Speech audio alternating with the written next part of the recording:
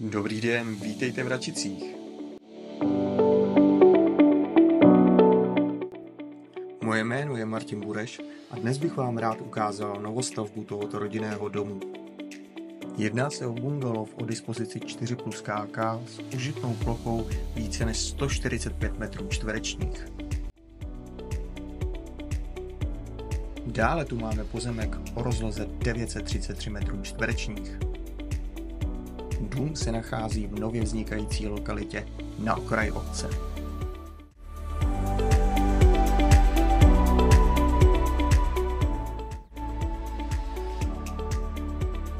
Zajímá vás, jak vypadá uvnitř?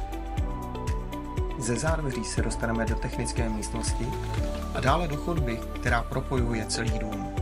Jistě oceníte prostorný obývací pokoj s přímým vstupem na terasu. Koupelna je už taková třešnička na tomto rozhodně povedeném domě.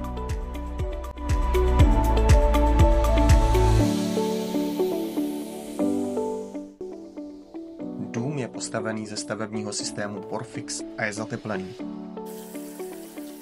Použity zde byly například sádrové omítky anebo podlahové vytápění v celém domě. 3 ložnice zde čekají už pouze na zařízení podle vašeho vkusu a libosti.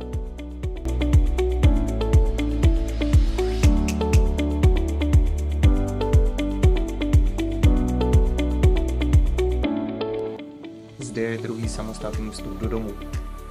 Okna trojskla. Byly použité kvalitní materiály, ať už v podobě dveří, podlahové krytiny anebo termostaty v každé místnosti.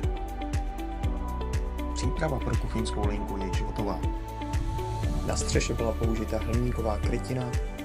U domu na vás čekají 2 parkovací stání, z nichž jedno je dokonce kryté. Zahrada je zarovnaná a zbývá již pouze upravit podle vlastních potřeb.